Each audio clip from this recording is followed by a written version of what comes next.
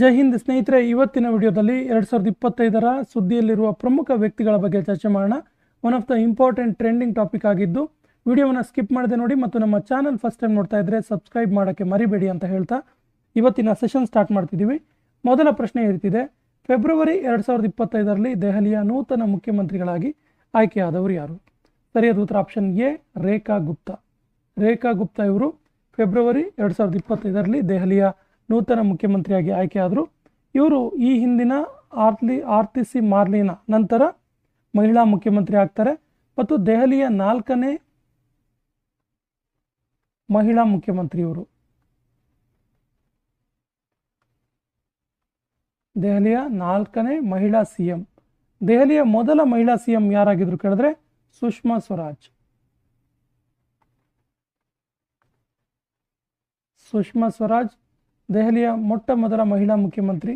2ನೇ ಮಹಿಳಾ ಮುಖ್ಯಮಂತ್ರಿ ಶೀಲಾ ದೀಕ್ಷಿತ್.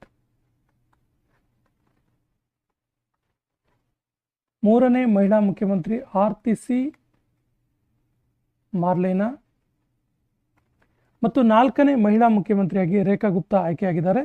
ಇವರು ಬಿಜೆಪಿ ಪಕ್ಷವನ್ನು ರೆಪ್ರೆಸೆಂಟ್ ಮಾಡ್ತಾರೆ. ಭಾರತದ ಮುಖ್ಯ ಚುನಾವಣಾ ಆಯುಕ್ತರಾಗಿ ಆಯ್ಕೆಯಾದವರು ಯಾರು? ಸರಿಯಾದ ಉತ್ತರ Gyanesh Kumar. Option B is the right answer.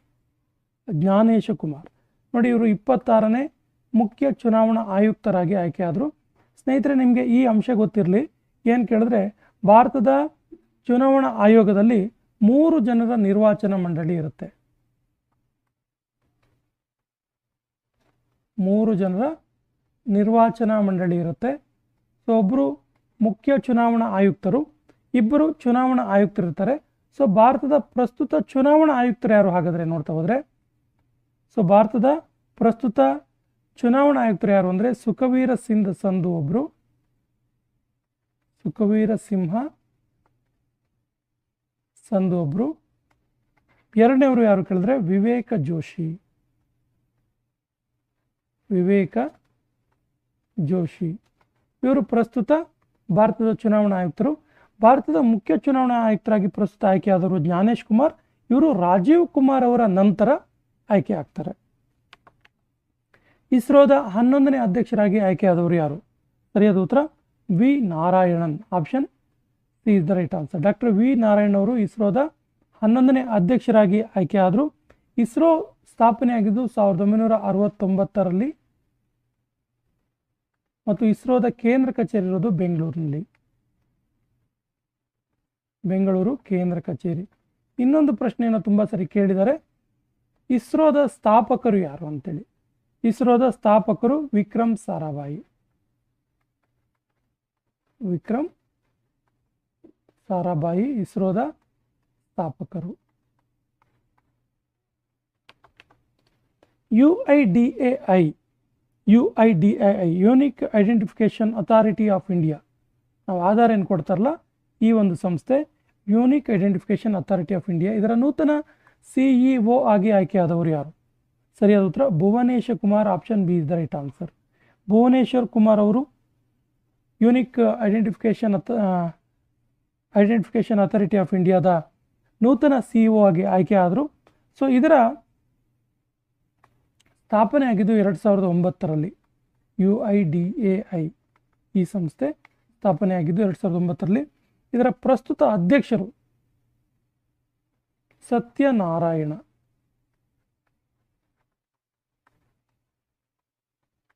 ಪ್ರಸ್ತುತ ಅಧ್ಯಕ್ಷರಾಗಿದ್ದಾರೆ. ಇತ್ತೀಚೆಗೆ ನಿಧನರಾದ ಮನಮೋಹನ್ ಸಿಂಗ್ ಅವರಿಗೆ ಯಾವ ವರ್ಷದಲ್ಲಿ ಪದ್ಮ ವಿಭೂಷಣ ಪುರಸ್ಕಾರ ನೀಡಲಾಗಿತ್ತು? ಸರಿ ಉತ್ತರ 1987ರಲ್ಲಿ. Option is the right answer. Manmohan Singh ಅವರ ಬಗ್ಗೆ ಹೇಳೋದಾದ್ರೆ, ಮನಮೋಹನ ಸಿಂಗ್ ಇವ್ರ ಬಗ್ಗೆ ಹೇಳೋದಾದ್ರೆ, ಇವರಿಗೆ ಭಾರತದ ಉದಾರೀಕರಣದ ಜನಕ ಅಂತೇಳಿ ಕರೀತಾ ಇದ್ರು. ಭಾರತದ ಉದಾರೀಕರಣದ ಜನಕ ಯಾರು ಅಂದರೆ ಮನಮೋಹನ್ ಸಿಂಗ್ ಗೊತ್ತಿರಲಿ. ಹಾಗೇನೆ ಇವರು ಚೇಸಿಂಗ್ ಇಂಡಿಯಾ ಎನ್ನುವಂತಹ ಆತ್ಮಕಥೆ ಬರೆದಿದ್ದಾರೆ. Chasing India. ಮನಮೋಹನ್ ಸಿಂಗ್ ಅವರ ಆಟೋಬಯೋಗ್ರಫಿ ಯಾವುದು ಅಂತ ಕೇಳಿದ್ರೆ ಚೇಸಿಂಗ್ ಇಂಡಿಯಾ ಗೊತ್ತಿರಲಿ. ಹಾಗೆಯೇ ಇವರು 1991ರಿಂದ 1996ರವರೆಗೆ ಭಾರತೀಯ ರಿಸರ್ವ್ ಬ್ಯಾಂಕ್ ಆಫ್ ಇಂಡಿಯಾದ ಗವರ್ನರ್ ಕೂಡ ಆಗಿದ್ದರು. ಈ ಎಲ್ಲ ಅಂಶಗಳು ಗೊತ್ತಿರಲಿ. ಇತ್ತೀಚೆಗೆ ನಿಧನರಾದ ಉಸ್ತಾದ್ ಜಾಕೀರ್ ಹುಸೇನ್ ಅವರಿಗೆ ಕೆಳಗಿನ ಯಾವ ಪ್ರಶಸ್ತಿ ದೊರಕಿತ್ತು? ಸರಿಯಾದ ಉತ್ತರ ಈ ಮೇಲಿನ ಎಲ್ಲ ಪ್ರಶಸ್ತಿಗಳು ದೊರಕಿತ್ತವರಿಗೆ. ಪದ್ಮಶ್ರೀ, ಪದ್ಮಭೂಷಣ, ಪದ್ಮವಿಭೂಷಣ ಎಲ್ಲ ಪ್ರಶಸ್ತಿ ದೊರಕಿತ್ತು.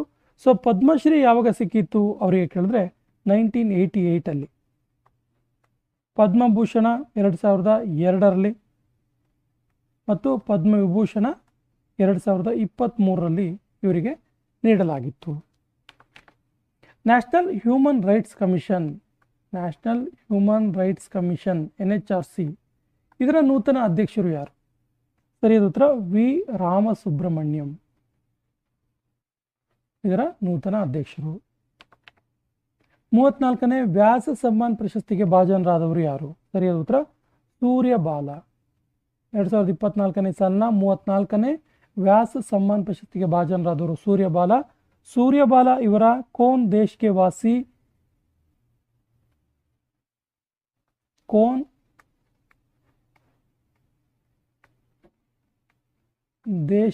ವಾಸಿ ದೇಖ್ ಕಿ ಡೈರಿ ಎನ್ನುವಂತಹ ಕೃತಿಗೆ ಈ ಒಂದು 34ನೇ ವ್ಯಾಸ ಸಮ್ಮಾನ್ ಪ್ರಶಸ್ತಿ ಸಿಕ್ಕಿದೆ. ಡಿಸೆಂಬರ್ 2024ರಲ್ಲಿ ವಿಶ್ವದ ಅತಿ ಯುವ ವಿಶ್ವ ಚೆಸ್ ಚಾಂಪಿಯನ್ ಆಗಿ ಆಯ್ಕೆಯಾದವರು ಯಾರು? ಸರಿಯಾದ ಉತ್ತರ ಆಪ್ಷನ್ ಎ ಡಿ ಗುಕೇಶ್ ಅವರು. ನೋಡಿ, ಸಿಂಗಾಪುರದಲ್ಲಿ ನಡೀತು ಈ ಒಂದು ಟೂರ್ನಮೆಂಟ್. ಸಿಂಗಾಪುರದಲ್ಲಿ ನಡೆದ 18ನೇ ವಿಶ್ವ ಚೆಸ್ ಚಾಂಪಿಯನ್ಶಿಪ್ನಲ್ಲಿ ಅತಿ ಯುವ ಚೆಸ್ ಚಾಂಪಿಯನ್ ಆಗಿ ಡಿ ಗುಕೇಶ್ ಆಯ್ಕೆ ಆಗ್ತಾರೆ. ಹಾಗಾದರೆ ಇವರು ಯಾರನ್ನ ಸೋಲಿಸಿದ್ರು ಅಂತ ಕೇಳಿದ್ರೆ ಡಿಂಗಾ ಲಿರೈನ್ ಅವ್ರನ್ನ ಸೋಲಿಸ್ತಾರೆ. ಈ ಡಿಂಗಾ ಲಿರನ್ ಚೀನಾ ದೇಶದವರು. ಹಾಗಾದರೆ ಡಿ ಗುಕೇಶ್ ಅವರು ಯಾವ ರಾಜ್ಯದವರು ಅಂತ ಕೇಳಿದ್ರೆ ತಮಿಳುನಾಡು ರಾಜ್ಯದವರು. ತಮಿಳುನಾಡು ರಾಜ್ಯದ ಚೆನ್ನೈ ಅವರು ಇವರು. ಏಷ್ಯನ್ ಡೆವಲಪ್ಮೆಂಟ್ ಬ್ಯಾಂಕ್ ADB ಇದರ ನೂತನ ಅಧ್ಯಕ್ಷರಾಗಿ ಆಯ್ಕೆಯಾದವರು ಯಾರು? ಸರಿಯಾದ ಉತ್ತರ Masato Kanda. Option C is the right answer, Masato Kanda. ಹಾಗಾದರೆ ಏಷ್ಯನ್ ಡೆವಲಪ್ಮೆಂಟ್ ಬ್ಯಾಂಕ್ ಬಗ್ಗೆ ಹೇಳೋದಾದರೆ ಈ ADB ಇದೆಯಲ್ಲ 1966 ಶುರುವಾಯಿತು ಮತ್ತು ಇದರ ಕೇಂದ್ರ ಕಚೇರಿ ಇರೋದು ಫಿಲಿಪೈನ್ಸ್ ದೇಶದ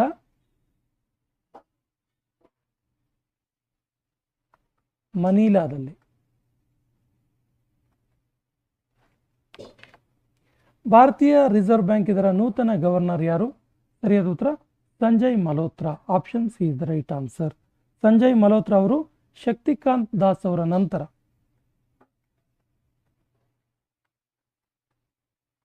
ಅವರ ನಂತರ ಭಾರತದ ರಿಸರ್ವ್ ಬ್ಯಾಂಕ್ ಆಫ್ ಇಂಡಿಯಾದ ಗವರ್ನರ್ ಆಗಿ ಆಯ್ಕೆಯಾದರು. RBI ಬಗ್ಗೆ ಹೇಳೋದಾದರೆ ತುಂಬ ಸರಿ ಕೇಳಿರೋ ಪ್ರಶ್ನೆ. RBI ಬಗ್ಗೆ ಏನು ಕೇಳಿದ್ರೆ RBI ಸ್ಥಾಪನೆ ಆಗಿದ್ದು ಯಾವಾಗ ಅಂತೇಳಿ 1 ಏಪ್ರಿಲ್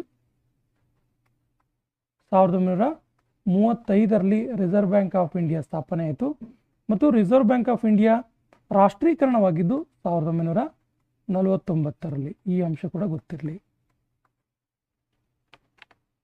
ಈ ಕೆಳಗಿನ ಯಾರನ್ನ ಟೈಮ್ಸ್ ಮ್ಯಾಗಝಿನ್ 2024ರ ಪರ್ಸನ್ ಆಫ್ ದ ಇಯರ್ ಎಂದು ಆಯ್ಕೆ ಮಾಡಿದೆ? ಸರಿಯಾದ ಉತ್ತರ option D Donald Trump. Asian Cricket Council ಇದರ ನೂತನ ಅಧ್ಯಕ್ಷರು ಯಾರು? ACC ಏಷ್ಯನ್ ಕ್ರಿಕೆಟ್ ಕೌನ್ಸಿಲ್ ಇದರ ನೂತನ ಅಧ್ಯಕ್ಷರು ಯಾರು? ಸರಿಯಾದ ಉತ್ತರ ಶಮ್ಮಿ ಸಿಲ್ವಾ ಶ್ರೀಲಂಕಾದವರು. ಇವರು ACCಯ ನೂತನ ಅಧ್ಯಕ್ಷರಾಗಿ ಆಯ್ಕೆಯಾದರು. ಇವರು ಜೈಶಾ ಅವರ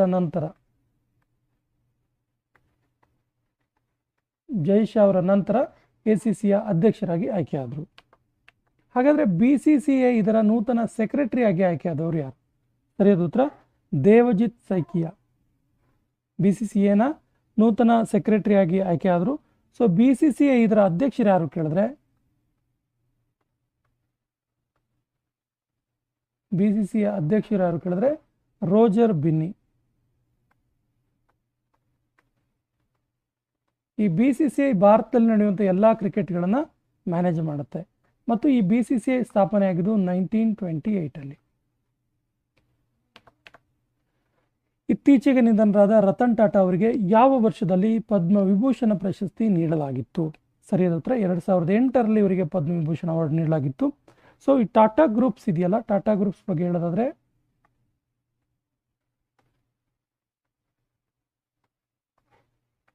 1868 ಸ್ಥಾಪನೆ ಆಗಿತ್ತು.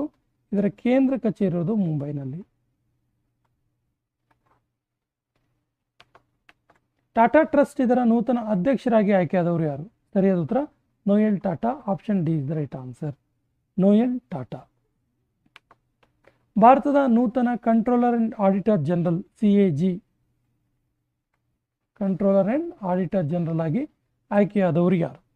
ಸರಿಯಾದ ಉತ್ತರ ಕೆ ಸಂಜಯ ವರ್ಮಾ, ಕೆ ಸಂಜಯ ಮೂರ್ತಿ. ಸಂಜಯ್ ಮೂರ್ತಿ ಅವರು ಭಾರತದ ನೂತನ CAG ಆಗಿ ಆಯ್ಕೆಯಾದರು. ಇವರು 15ನೇ ಕಂಟ್ರೋಲರ್ ಅಂಡ್ ಆಡಿಟರ್ ಜನರಲ್ ಆಗಿ ಆಯ್ಕೆಯಾದರು. ಇವರು ಗಿರೀಶ್ ಚಂದ್ರ ಮುರ್ಮು ಅವರ ನಂತರ ಆಯ್ಕೆ ಆಗ್ತಾರೆ ಮತ್ತು ಭಾರತದ CAG ಆಗಿ ಆಯ್ಕೆ ಮಾಡುವವರು ಭಾರತದ ರಾಷ್ಟ್ರಪತಿಗಳು.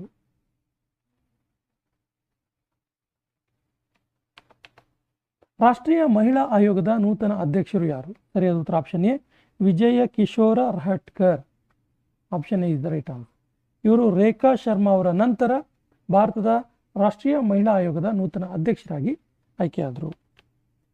Staff selection commission, important question, SSC ಇದರ ನೂತನ ಅಧ್ಯಕ್ಷರಾಗಿ ಆಯ್ಕೆಯಾದವರು ಯಾರು? ಸರಿಯಾದ ಉತ್ತರ S Gopalakrishnan. Option D is the right answer, S Gopalakrishnan. ಈ SSC ಬಗ್ಗೆ ಹೇಳೋದಾದರೆ ಇದು 1975 ಸ್ಥಾಪನೆ ಆಯಿತು ಮತ್ತು ಇದರ ಕೇಂದ್ರ ಕಚೇರಿ ಇರುವುದು ನವದೆಹಲಿಯಲ್ಲಿ. ಭಾರತದ 50ನೇ ಮುಖ್ಯ ನ್ಯಾಯಾಧೀಶರು ಯಾರು? ಸರಿಯಾದ ಉತ್ತರ Sanjiv Khanna. Option D is the right answer, Sanjiv Khanna. ಇವರು ಚಂದ್ರಚೂಡ, DY ಚಂದ್ರಚೂಡ ಅವರ ನಂತರ ಭಾರತದ 50ನೇ ಮುಖ್ಯ ನ್ಯಾಯಾಧೀಶರಾಗಿ ಆಯ್ಕೆಯಾದರು. ಅಮೆರಿಕದ ನೂತನ ರಾಷ್ಟ್ರಾಧ್ಯಕ್ಷರಾಗಿ ಆಯ್ಕೆಯಾದವರು ಯಾರು? ಸರಿಯಾದ ಉತ್ತರ Donald Trump. Option B is the right answer, Trump. ಇವರು ಬೈಡನ್ ಅವರ ನಂತರ ಆಯ್ಕೆ ಆಗ್ತಾರೆ, ಕಮಲಾ ಹ್ಯಾರಿಸ್ ಅವರನ್ನ ಸೋಲಿಸಿ ಇವರು ಅಮೆರಿಕದ ನೂತನ ರಾಷ್ಟ್ರಾಧ್ಯಕ್ಷರಾಗಿ ಆಯ್ಕೆಯಾದರು. ಅಮೆರಿಕದ ನೂತನ ಉಪರಾಷ್ಟ್ರಪತಿಯಾಗಿ ಆಯ್ಕೆಯಾದವರು ಯಾರು ಹಾಗಾದರೆ? ಸರಿಯಾದ ಉತ್ತರ option D JD Vance. Option D is the right answer. ಇತ್ತೀಚೆಗೆ ನಿಧನರಾದ ಜನಪದ ಗಾಯಕಿ ಶಾರದಾ ಸಿನ್ಹಾ ಯಾವ ರಾಜ್ಯದವರು? ಸರಿಯಾದ ಉತ್ತರ ಇವರು ಬಿಹಾರದವರು. ಇವರಿಗೆ ನೈಟಿಂಗೇಲ್ ಆಫ್ ಬಿಹಾರ್, ಬಿಹಾರದ ಕೋಗಿಲೆ ಅಂತ ಕರೀತಾ ಇದ್ರು.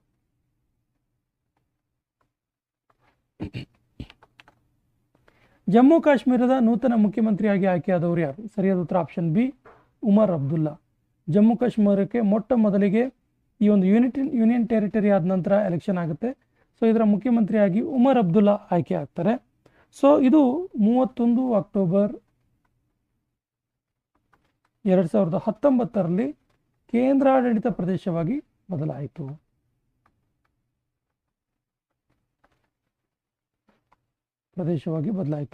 ಇನ್ನೊಂದು ಅಂಶ ಗೊತ್ತಿರಲಿ ನಿಮಗೆ, ಇದರ DCM ಆಗಿ ಆಯ್ಕೆಯಾದವರು ಉಪಮುಖ್ಯಮಂತ್ರಿ ಸುರೇಂದ್ರ ಕುಮಾರ್ ಚೌಧರಿ. ಜಮ್ಮು ಕಾಶ್ಮೀರದ ನೂತನ ವಿಧಾನಸಭಾಧ್ಯಕ್ಷರು ಯಾರು? ಸರಿಯಾದ ಉತ್ತರ ಆಪ್ಷನ್ ಡಿ ಅಬ್ದುಲ್ ರಹೀಂ ರಾಥರ್. ಶ್ರೀಲಂಕಾದ 2ನೇ ಮಹಿಳಾ ಮುಖ್ಯ ನ್ಯಾಯಾಧೀಶರಾಗಿ ಆಯ್ಕೆಯಾದವರು ಯಾರು? ಸರಿಯಾದ ಉತ್ತರ Murdu Nirupa Fernando. Option C is the right answer. ಇವರು ಈ ಶಿರಾನಿ ಬಂಡಾರೆ ನಾಯ್ಕೆ ನಂತರ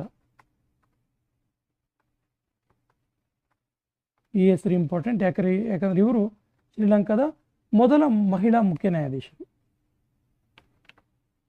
ಮಹಾರಾಷ್ಟ್ರದ ನೂತನ ಮುಖ್ಯಮಂತ್ರಿಯಾಗಿ ಆಯ್ಕೆಯಾದವರು ಯಾರು? ಸರಿಯಾದ ಉತ್ತರ ಆಪ್ಷನ್ ಬಿ ದೇವೇಂದ್ರ ಫಡ್ನವೀಸ್. ಹೇಮಂತ್ ಸೊರೇನ್ ಅವರು ಜಾರ್ಖಂಡ್ನ ಎಷ್ಟನೇ ಮುಖ್ಯಮಂತ್ರಿಯಾಗಿ ಆಯ್ಕೆಯಾದರು? ಸರಿಯಾದ ಉತ್ತರ ಜಾರ್ಖಂಡ್ನ 14ನೇ ಮುಖ್ಯಮಂತ್ರಿಯಾಗಿ ಆಯ್ಕೆಯಾದರು ಹೇಮಂತ್ ಸೊರೇನ್. ಇತ್ತೀಚೆಗೆ ನಿಧನರಾದ ಉಸ್ತಾದ್ ಆಶೀಶ್ ಖಾನ್ ಯಾವ ವಾದಕರಾಗಿದ್ದರು? ಇವರು ಖ್ಯಾತ ಸರೋದ್ ವಾದಕರು. 76ನೇ ಭಾರತೀಯ ಗಣರಾಜ್ಯೋತ್ಸವಕ್ಕೆ ಮುಖ್ಯ ಅತಿಥಿಗಳಾಗಿ ಆಗಮಿಸಿದವರು ಯಾವ ದೇಶದವರು? ನೋಡಿ, ಪ್ರತಿ ವರ್ಷ ಭಾರತದ ಗಣರಾಜ್ಯ ದಿನದಂದು ಬೇರೆ ದೇಶದ ರಾಷ್ಟ್ರಾಧ್ಯಕ್ಷರು, ಪ್ರಧಾನಮಂತ್ರಿಗಳು ಭಾರತಕ್ಕೆ ಮುಖ್ಯ ಅತಿಥಿಗಳಾಗಿ ಆಗಮಿಸ್ತಾರೆ. ಹಾಗಾದರೆ 76ನೇ ಗಣರಾಜ್ಯೋತ್ಸವ 2025 ಜನವರಿ 26ರಂದು ನಡೆದಂತಹ ಗಣರಾಜ್ಯೋತ್ಸವದಲ್ಲಿ ಈ ಕೆಳಗಿನ ಯಾವ ದೇಶದವರು ಭಾರತಕ್ಕೆ ಮುಖ್ಯ ಅತಿಥಿಗಳಾಗಿ ಆಗಮಿಸಿದರು ಅಂತೇಳಿ ಸರಿಯಾದ ಉತ್ತರ ಆಪ್ಷನ್ ಸಿ, ಇಂಡೋನೇಷ್ಯಾ. ಇಂಡೋನೇಷ್ಯಾದ ರಾಷ್ಟ್ರಪತಿ ಪ್ರಭಾವೋ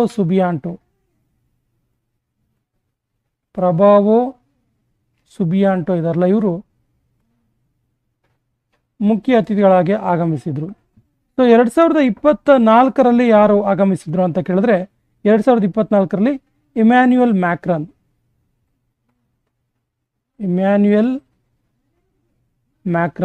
ನೋಡಿ, ಹೊಂದಿಸಿ ಬರೆಯಿರಿ ಕೂಡ ಕೇಳ್ಬೋದು, ಯಾವ್ಯಾವ ವರ್ಷದಲ್ಲಿ ಯಾರು ಬಂದಿದ್ರು ಅಂತೇಳಿ. ಸೊ ಇಮ್ಯಾನ್ಯುಯಲ್ ಮ್ಯಾಕ್ರನ್ ಇದಾರಲ್ಲ, ಇವರು ಫ್ರಾನ್ಸ್ ದೇಶದ ಪ್ರೆಸಿಡೆಂಟ್. ಈ ಅಂಶ ಕೂಡ ಗೊತ್ತಿರಲಿ. IPL ಇತಿಹಾಸದಲ್ಲಿ ಅತಿ ಹೆಚ್ಚು ಹಣಕ್ಕೆ ಬಿಡ್ಡಿಂಗ್ ಆದ ಆಟಗಾರ ಯಾರು? IPL. ಸೊ ಸರಿಯಾದ ಉತ್ತರ Rishabh Pant. Option A is the right answer. Rishabh Pant ಅವರು ಲಕ್ನೋ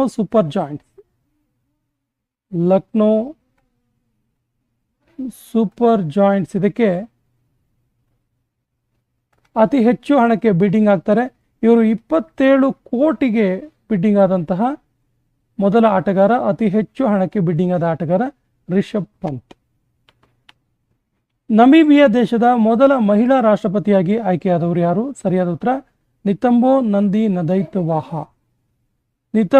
ನದೈತವಾಹ. ಇವರು ನಮೀಬಿಯಾ ದೇಶದ ಮೊಟ್ಟ ಮೊದಲ ಮಹಿಳಾ ರಾಷ್ಟ್ರಪತಿಯಾಗಿ ಆಯ್ಕೆ ಆಗ್ತಾರೆ. Option C is the right answer. ಈ ಕೆಳಗಿನ ಯಾವ ನಟ ಥೈಲ್ಯಾಂಡ್ ಟೂರಿಸಂನ ಬ್ರ್ಯಾಂಡ್ ಅಂಬಾಸಿಡರ್ ಆಗಿ ಆಯ್ಕೆ ಆದರು? ನೋಡಿ, ಬೇರೆ ದೇಶದ ಒಂದು ಟೂರಿಸಂಗೆ ಬ್ರ್ಯಾಂಡ್ ಅಂಬಾಸಿಡರ್ ಆಗಿ ಆಯ್ಕೆಯಾದ ಭಾರತೀಯ ಇವರು.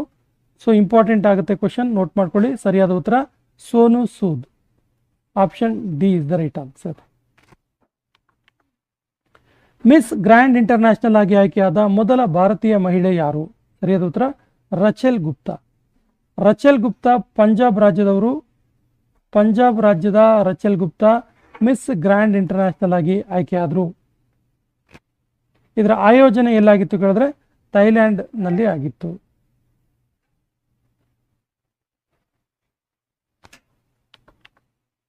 ಎಪ್ಪತ್ಮೂರನೇ ಮಿಸ್ ಯೂನಿವರ್ಸ್ ಆಗಿ ಆಯ್ಕೆಯಾದವರು ಯಾರು? ಸರಿಯಾದ ಉತ್ತರ ವಿಕ್ಟೋರಿಯಾ ಕೆಜೋರ್ ತೆಲವಿಗ್. ಸೊ ವಿಕ್ಟೋರಿಯಾ ಕೆಜೋರ್ ತೆಲವಿಗ್ ಅವರು 73ನೇ ಮಿಸ್ ಯೂನಿವರ್ಸ್ ಆಗಿ ಆಯ್ಕೆಯಾದರು.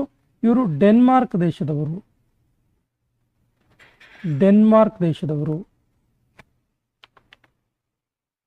ಸೆಮಿನಾ ಮಿಸ್ ಇಂಡಿಯಾ 2024 ಈ ಪ್ರಶಸ್ತಿ ವಿಜೇತರು ಯಾರು? Femina Miss India. ಸರಿಯಾದ ಉತ್ತರ Nikita Porwal. Option B is the right answer.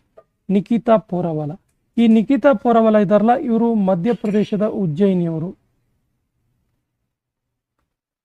Madhya Pradesh ರಾಜ್ಯದ ಉಜ್ಜಯಿನಿ ಅವರು. ಸೊ ಇಲ್ಲಿ ಇನ್ನೊಂದು ಪ್ರಶ್ನೆಯನ್ನು ನೋಡೋಣ. ಮಿಸ್ ಇಂಡಿಯಾ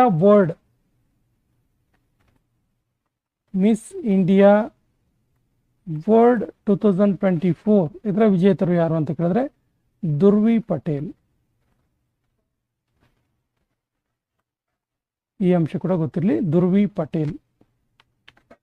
ಪ್ರಪಂಚದ ಮೊದಲ ಮಿಸ್ AI ಆಗಿ ಆಯ್ಕೆಯಾದವರು ಯಾರು? ಸರಿಯಾದ ಉತ್ತರ ಕೆಂಜಾ ಲಿಲಿ. ಸೊ ಕೆಂಜಾ ಲಿಲಿ ಇದಾರಲ್ಲ, ಇವರು ಮೊರೊಕ್ಕೋ ದೇಶದ ಇನ್ಫ್ಲೂಯೆನ್ಸರ್.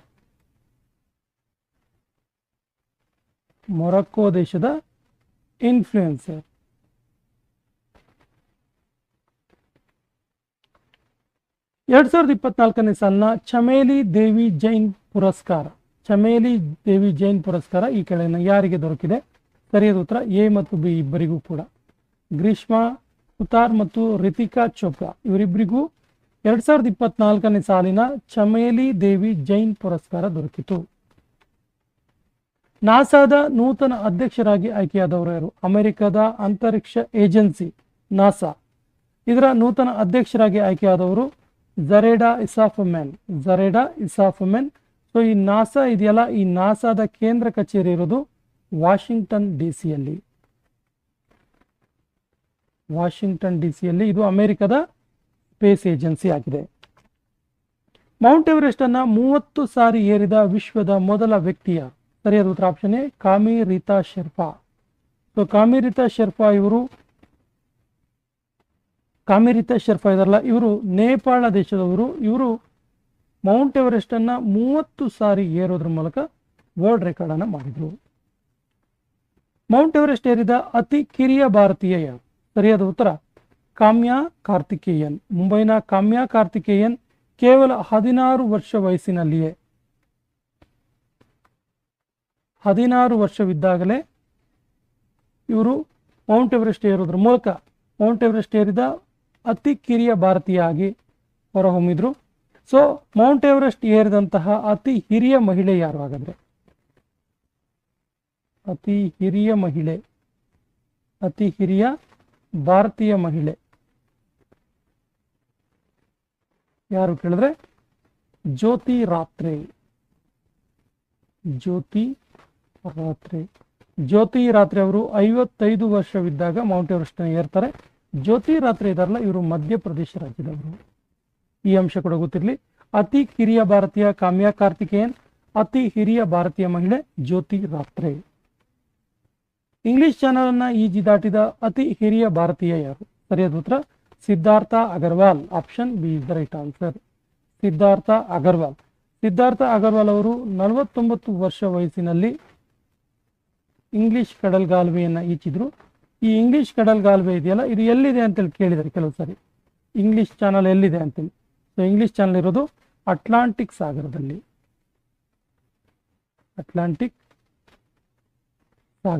ಗೊತ್ತಿರಲಿ. International solar alliance ISA, international solar alliance ಇದರ ನೂತನ ಸೆಕ್ರೆಟರಿ ಜನರಲ್ ಆಗಿ ಆಯ್ಕೆಯಾದವರು ಯಾರು? ಸರಿಯಾದ ಉತ್ತರ Ashish Khanna. Option D is the right answer. Ashish Khanna. ಈ ಕೆಳಗಿನ ಯಾವ ದೇಶದ ಮಾನಸಿಕ ರೋಗಿಯಾದ ಜೊರಾದಾ ಪೇರ್ಬೀಕ್ ಇವರಿಗೆ ಇಚ್ಛಾಮರಣದ ಅನುಮತಿ ದೊರಕಿದೆ? ಯಾವ ದೇಶದವರು ಇವರು? ಸರಿಯಾದ ಉತ್ತರ ಇವರು Netherland. Option B is the right answer. ಈ ಕೆಳಗಿನ ಯಾರು ಪಾರ್ಲಿಮೆಂಟರಿ ಅಫಿಷಿಯಲ್ ಲ್ಯಾಂಗ್ವೇಜ್ ಕಮಿಟಿಯ ಅಧ್ಯಕ್ಷರಾಗಿ ಆಯ್ಕೆಯಾದರು? ಇಂಪಾರ್ಟೆಂಟ್ ಕ್ವಶನ್, ನೋಟ್ ಮಾಡ್ಕೊಳ್ಳಿ. ಪಾರ್ಲಿಮೆಂಟರಿ ಅಫಿಷಿಯಲ್ ಲ್ಯಾಂಗ್ವೇಜ್ ಕಮಿಟಿಯ ಅಧ್ಯಕ್ಷರಾಗಿ ಆಯ್ಕೆಯಾದವರು ಅಮಿತ್ ಶಾ. ಈ ಪಾರ್ಲಿಮೆಂಟರಿ ಅಫಿಷಿಯಲ್ ಲ್ಯಾಂಗ್ವೇಜ್ ಕಮಿಟಿ ಇದೆಯಲ್ಲ, ಇದು 1976 ಅಲ್ಲಿ ಪ್ರಾರಂಭ ಆಯಿತು. ಈ ಒಂದು ಕಮಿಟಿಯಲ್ಲಿ 30 ಜನರ ಕಮಿಟಿ ಇದು. 30 ಜನ ಕಮಿಟಿಯಲ್ಲಿ 20 ಜನ ಲೋಕಸಭಾ ಸದಸ್ಯರು ಮತ್ತು 10 ಜನ ರಾಜ್ಯಸಭಾ ಸದಸ್ಯರು ಇರುವಂಥ ಒಂದು ಕಮಿಟಿ ಆಗಿರುತ್ತೆ. ಸೊ ಈ ಕಮಿಟಿಯನ್ನ ಹೆಡೆಡ್ ಅಂದರೆ ಈ ಕಮಿಟಿಯ ಅಧ್ಯಕ್ಷರಾಗಿ ಆಯ್ಕೆಯಾದವರು ಅಮಿತ್ ಶಾ. ಸಶಸ್ತ್ರ ಸೀಮಾ ಬಲ SSB ಇದರ ನೂತನ ಮಹಾನಿರ್ದೇಶಕರಾಗಿ ಆಯ್ಕೆಯಾದವರು ಯಾರು? ಸರಿಯಾದ ಉತ್ತರ Amrita Mohan. Option B is the right answer. Indian Coast Guard ಇದರ ನೂತನ ಮಹಾನಿರ್ದೇಶಕರಾಗಿ ಆಯ್ಕೆಯಾದವರು ಯಾರು? ಸರಿಯಾದ ಉತ್ತರ Paramesh Sivamani. Option D is the right answer. Paramesh Sivamani.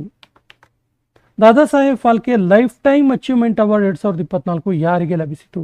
Very very important question, note ಮಾಡ್ಕೊಳ್ಳಿ. Dada Saheb Phalke lifetime achievement award. ಸರಿಯಾದ ಉತ್ತರ ಆಪ್ಷನ್ ಎ ಮಿಥುನ್ ಚಕ್ರವರ್ತಿ ಅವರಿಗೆ ದೊರಕಿತು. ಅಲಿಗಢ ಮುಸ್ಲಿಂ ಯೂನಿವರ್ಸಿಟಿಯ ಮೊದಲ ಮಹಿಳಾ ಕುಲಪತಿಗಳಾಗಿ ಆಯ್ಕೆಯಾದವರು ಯಾರು? ಸರಿಯಾದ ಉತ್ತರ Naheema Khatoon. Option B is the right answer. Important ಇದೆ, ನೋಟ್ ಮಾಡ್ಕೊಳ್ಳಿ. ನಹೀಮಾ ಖಾತೂನ್.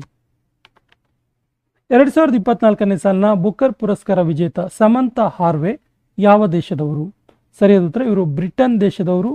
ಸೊ ಸಮಂತಾ ಹಾರ್ವೆ ಇದಾರಲ್ಲ, ಸಮಂತಾ ಹಾರ್ವೆ ಇವರ ಆರ್ಬಿಟಲ್ ಎನ್ನುವಂಥ ಕೃತಿಗೆ 2024ನೇ ಸಾಲಿನ ಬೂಕರ್ ಅವಾರ್ಡ್ ಆಯಿತು. ಈ ಬೂಕರ್ ಪ್ರಶಸ್ತಿ ಇದೆಯಲ್ಲ, ಈ ಬೂಕರ್ ಪ್ರಶಸ್ತಿಯನ್ನು 1969ರಲ್ಲಿ ಪ್ರಾರಂಭಿಸಲಾಗಿತ್ತು.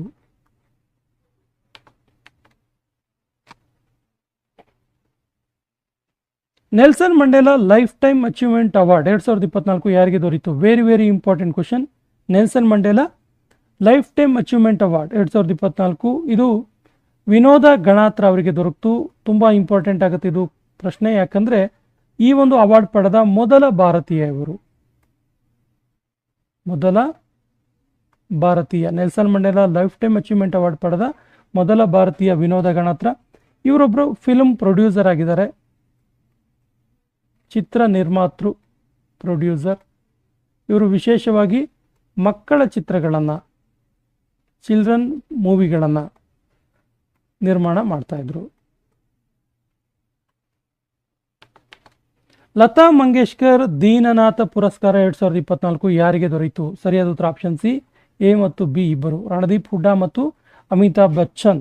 ಇವರಿಬ್ಬರಿಗೂ ಕೂಡ ಲತಾ ಮಂಗೇಶ್ಕರ್ ದೀನನಾಥ ಅವಾರ್ಡ್ 2024 ದೊರೆಯಿತು. ಗ್ರೀನ್ ಆಸ್ಕರ್ ಎಂದು ಹೆಸರಾದ ವೈಟ್ಲಿ ಗೋಲ್ಡ್ ಅವಾರ್ಡ್ 2024 ವಿಜೇತರು ಯಾರು? ನೋಡಿ, ಈ ಕೆಳಗಿನ ಯಾವ ಪ್ರಶಸ್ತಿಗೆ ಗ್ರೀನ್ ಆಸ್ಕರ್ ಅಂತೇಳಿ ಕರೀತಾರೆ ಅಂತ ಕೇಳಿದ್ರೆ ವೈಟ್ಲಿ ಗೋಲ್ಡ್ ಅವಾರ್ಡ್ ಗೊತ್ತಿರಲಿ. ಸೊ 2024 ಈ ವೈಟ್ಲಿ ಗೋಲ್ಡ್ ಅವಾರ್ಡ್ ವಿಜೇತರು ಯಾರು ಅಂತ ಕೇಳಿದ್ರೆ ಸರಿಯಾದ ಉತ್ತರ ಪೂರ್ಣಿಮಾ ದೇವಿ ಬರ್ಮನ್. ಸೊ ಪೂರ್ಣಿಮಾ ದೇವಿ ಬರ್ಮನ್ ಇದಾರಲ್ಲ, ಇವರು ಅಸ್ಸಾಂನ ವಿಜ್ಞಾನಿ ಇವರು. ಇವರು ಹರ್ಗಿಲ್ ಎನ್ನುವಂತಹ ಪಕ್ಷಿಯ ರಕ್ಷಣೆಗೆ ಇವರು ನೀಡಿದಂಥ ಕೊಡುಗೆಗೆ 2024 ಸಾಲಿನ ವೈಟ್ಲಿ ಗೋಲ್ಡ್ ಅವಾರ್ಡ್ ದೊರೆಯಿತು. ಪ್ರಸ್ತುತ ಭಾರತೀಯ ವಾಯುಸೇನೆಯ ಮುಖ್ಯಸ್ಥರು ಯಾರು? ಸರಿಯಾದ ಉತ್ತರ Amar Preet Singh. Option B is the right answer. ಸ್ನೇಹಿತರೆ, ಭಾರತೀಯ ಸೇನೆಯ ಕುರಿತಾಗಿ ಕಂಪ್ಲೀಟ್ ಆಗಿರುವಂಥ ಮಾಹಿತಿಯನ್ನು ಹೇಳ್ತಿದ್ದೀವಿ ನೋಡಿ. ಭಾರತೀಯ ಸೇನೆಯ ಕುರಿತಾಗಿ ಭಾರತದ ಸೇನೆಯ CDS chief of defence staff ಯಾರು ಕೇಳಿದ್ರೆ ಜನರಲ್ ಅನಿಲ್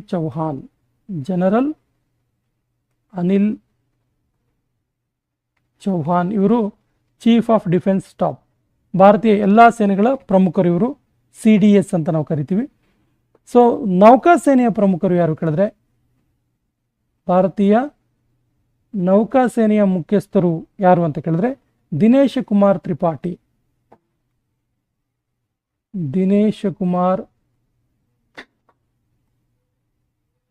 ತ್ರಿಪಾಠಿ. ಭಾರತೀಯ ಭೂಸೇನೆಯ ಮುಖ್ಯಸ್ಥರು ಯಾರಾಗಾದ್ರೆ ಭಾರತೀಯ ಭೂಸೇನೆಯ ಮುಖ್ಯಸ್ಥರು ಯಾರು ಕೇಳಿದ್ರೆ ಉಪೇಂದ್ರ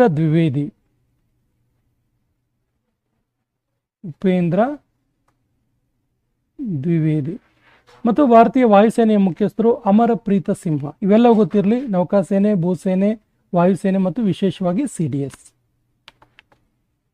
2024 ಸಾಲಿನ ಎಬೆಲ್ ಪುರಸ್ಕಾರ ಯಾರಿಗೆ ದೊರೆಯಿತು? ಸರಿಯಾದ ಉತ್ತರ ಮಿಶೆಲ್ ತಲಾಗ್ರಾಂಡ್. ಸೊ ಎಬೆಲ್ ಅವಾರ್ಡ್ ಅನ್ನ ಗಣಿತದಲ್ಲಿ ನೀಡುವಂಥ ಕೊಡುಗೆಗೆ ಕೊಡಲಾಗುತ್ತೆ. ಸೊ ಈ ಮಿಶೆಲ್ ತಲಾಗ್ರಾಂಡ್ ಇದಾರಲ್ಲ, ಇವರು ಫ್ರಾನ್ಸ್ ದೇಶದ ಗಣಿತಶಾಸ್ತ್ರಜ್ಞ.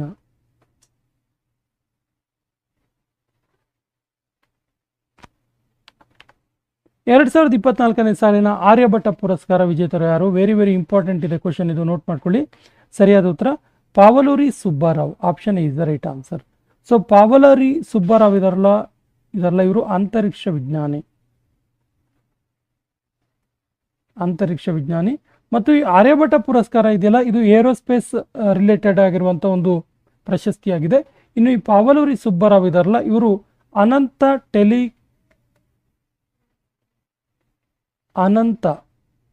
ಅನಂತ ಟೆಲಿಕಮ್ಯುನಿಕೇಶನ್ ಎನ್ನುವಂಥ ಸಂಸ್ಥೆಯನ್ನು ಸ್ಥಾಪಿಸಿದರು.